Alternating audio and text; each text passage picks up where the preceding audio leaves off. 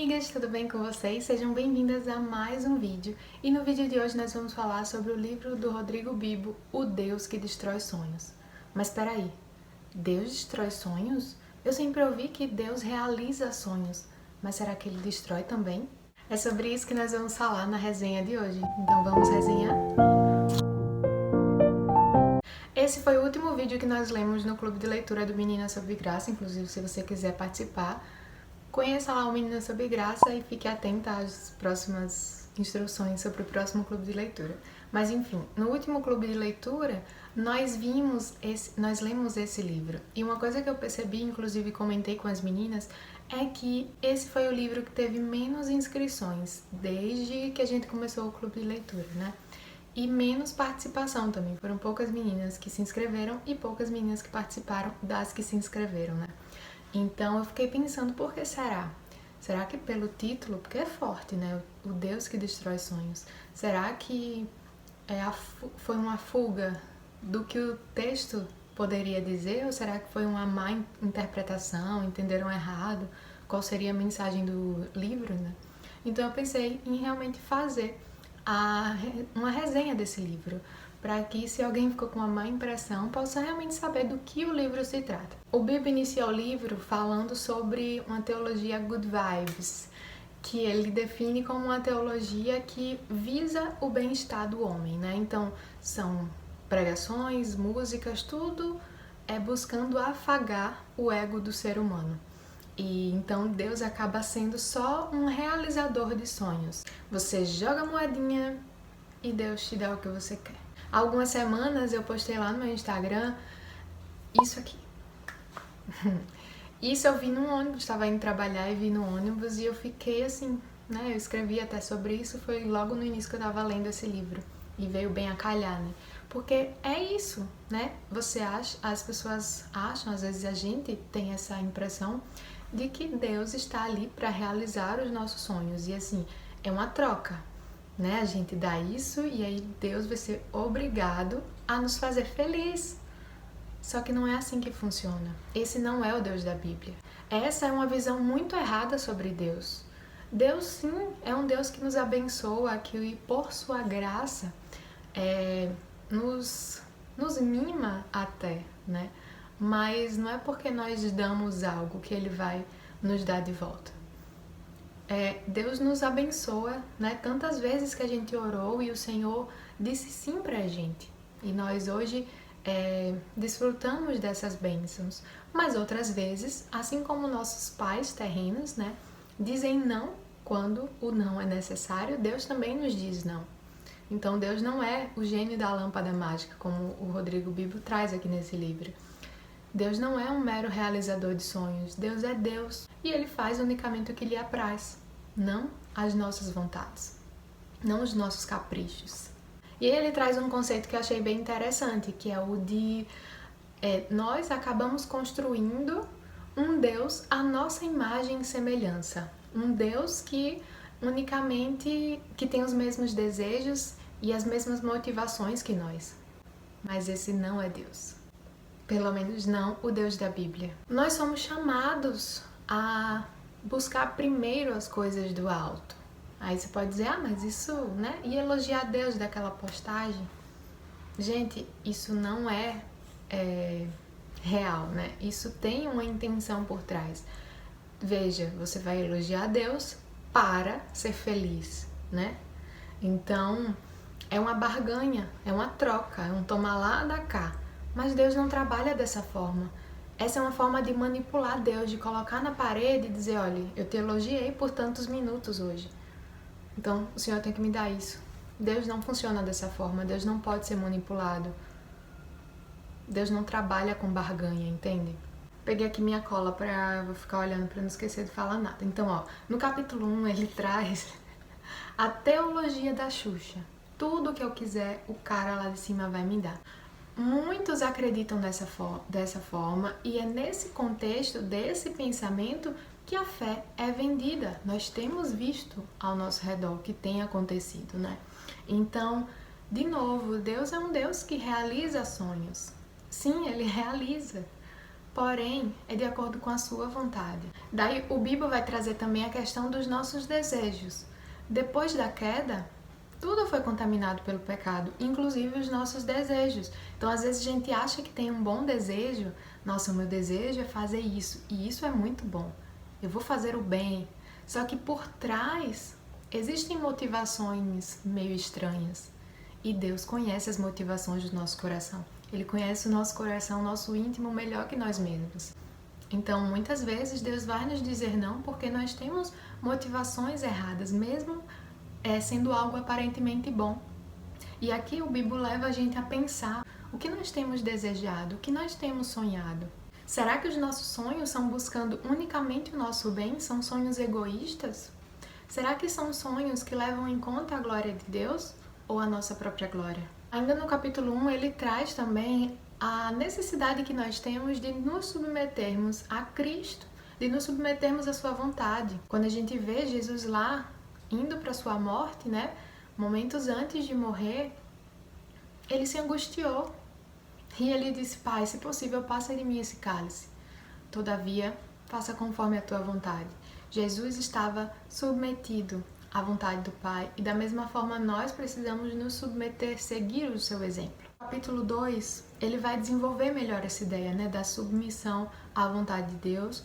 E ele fala também, traz várias citações do livro Ego Transformado, que inclusive já tem resenha aqui no canal. Vou deixar aqui nos cards, mas depois vocês veem. Não saiam desse vídeo pra ver. Depois, quando acabar isso, vocês vão ver, certo? Aí nesse capítulo ele vai nos lembrar que o mundo nos incentiva nessa busca pelos nossos sonhos, né? Vá, primeiro você. E aí o Tim Keller, nesse livro, ele vai falar que nós precisamos trabalhar o autoesquecimento. Então o Bibo vem pegar essa ideia aí e desenvolver também, né? Sobre como nós precisamos parar de ser autocentrados e olhar ao nosso redor. Que os nossos sonhos também envolvam a nossa comunidade. Que o nosso sonho não seja só olhando para o nosso umbigo, sabe? Que o nosso sonho envolva também o bem comum. Que o nosso sonho seja para a glória do Senhor. O mundo nos chama a buscarmos primeiramente os nossos interesses, mas a palavra de Deus nos chama para o autoesquecimento, para negarmos a nós mesmos. Capítulos 3, 4 e 5, ele vai desenvolver a ideia de que somos discípulos de Cristo, né? Que somos seus servos e que nós precisamos nos submeter à sua vontade. E aí ele entra aqui na questão do livro também do pastor Heber Campos, que nós também já trabalhamos no clube de leitura, que é o Tomando Decisões Segundo a Vontade de Deus. Vou deixar todos esses outros livros que eu estou citando aqui embaixo também, caso vocês queiram olhar preço e adquirir, certo? Então ele vai trazer essa questão do que seria a vontade de Deus, né? Que existe uma certa confusão. Então, tanto no livro do pastor Heber, que eu sugiro fortemente que vocês leiam, e também nesse ele vai pincelar um pouco sobre essa questão, né? Que Deus não está escondendo a sua vontade. Deus não está brincando de esconde-esconde com a gente e a gente tem que procurar a vontade escondida de Deus. Não, Deus revelou a sua vontade em sua palavra, então nós precisamos olhar para a sua palavra e ver aquilo que Ele deseja que nós façamos. Ele nos deu princípios e mandamentos. Nós podemos conhecer Deus através da palavra, podemos conhecer quem nós somos, quem devemos ser. Então tudo isso deve estar de acordo, né? E deve guiar os nossos sonhos.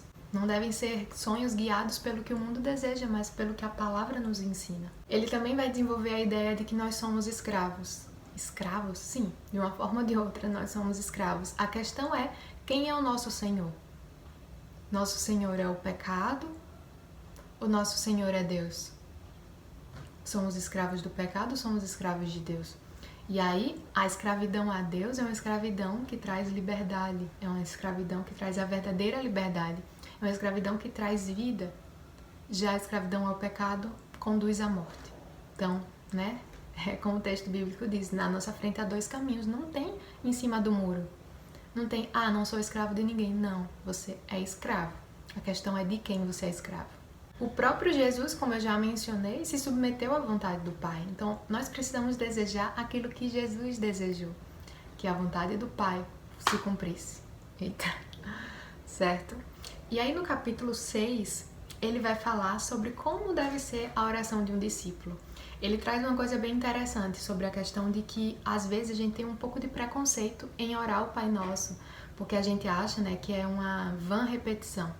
Pode até ser, mas as nossas orações que fluem do coração também podem ser vãs repetições, né? Então, o sentido de vã repetição é você fazer uma oração vã, uma oração sem sentido, que não está realmente, como é que diz? São palavras ao vento, sabe? Você não está meditando acerca daquilo.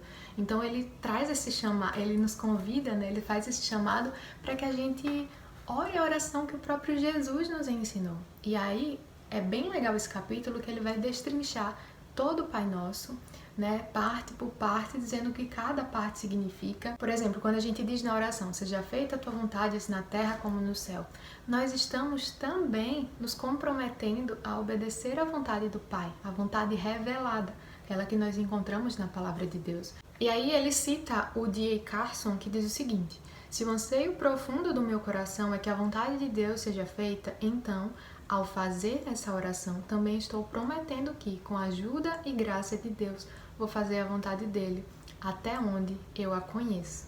Então, ó, até onde eu a conheço. E nesse capítulo 6, eu penso estar o centro da mensagem de todo o livro. E aí ele vai dizer, né, que orar, seja feita a tua vontade, quebra os nossos sonhos. Quebra os nossos sonhos, porque muitas vezes Deus realmente tira aquilo que nós desejamos. E se confiamos nele, se sabemos que a vontade dele é boa, perfeita e agradável, nós saberemos que de alguma forma isso contribui para o nosso bem. É promessa de Deus, então que a gente deseje a vontade dele. Alguns meses meu tio faleceu e um pouco antes dele falecer, quando ele teve uma piora, eu liguei para minha prima e a gente começou a orar, e eu lembro muito que eu orei exatamente isso. Eu orei e falei para Deus naquela oração: Senhor, isso é muito difícil de dizer, mas nós te pedimos que a tua vontade seja feita. Porque às vezes a vontade de Deus não vai ser a nossa. Deus tem os seus planos e às vezes esses planos não vão coincidir com o que a gente quer naquele momento. E a gente precisa realmente se submeter à vontade de Deus. E é aqui, esse é o ponto. Muitas vezes Deus destrói realmente os nossos sonhos. Deus nos diz não no momento que nós mais queríamos um sim. Naquilo que a gente mais queria um sim. Mas Deus sabe de tudo. A gente não consegue ver além, né? Nós só conseguimos ver isso que está na nossa frente. Mas Deus vê além. Então, essa é a mensagem do livro. E Deus não diz não, Deus não destrói os nossos sonhos porque Ele é um sádico, porque Ele é um Deus mau que quer ver a gente feliz. Não, pelo contrário, é porque Ele é um Pai. Porque Ele cuida e Ele sabe de todas as coisas. Ele conhece o passado, presente e futuro. Ele conhece o que seria se tivesse ido por aquele caminho e o que será. Então nós podemos confiar nele. Para finalizar com essa oração, né, Jesus nos ensinou que nós precisamos buscar primeiro as coisas do reino, né? Primeiro a glória do Pai, primeiro a sua vontade, para depois elevar as nossas necessidades diante dele. E a gente vê essa ordem dentro da oração do Pai Nosso, né? Então, a gente precisa ter isso em mente, né? E saber que Deus não é alheio às nossas necessidades, Deus não é alheio às nossas dificuldades. Não, existe um espaço para isso. Ele cuida de nós, mas precisamos confiar nele, buscar conhecê-lo cada dia mais, para que então possamos dizer: Senhor, eis-me aqui os meus sonhos, eu confio no Senhor, seja feita a tua vontade. E esse é o Deus que destrói sonhos.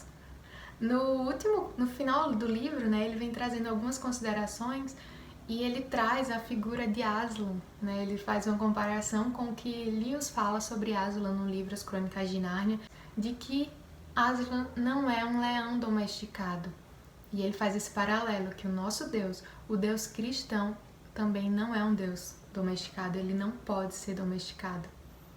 Ele é soberano e ele faz aquilo que lhe apraz. Nós não podemos manipular o nosso Deus. E muitas vezes Deus vai sim destruir os nossos sonhos. Eu espero que você tenha gostado desse vídeo. Me conta aqui se você já leu o livro, se gostou, se agora ficou interessado em ler. Mas eu espero muito que você leia, acredito sim que vai gostar. E fica aí a minha indicação desse livro. Um cheiro, um queijo e até o próximo vídeo.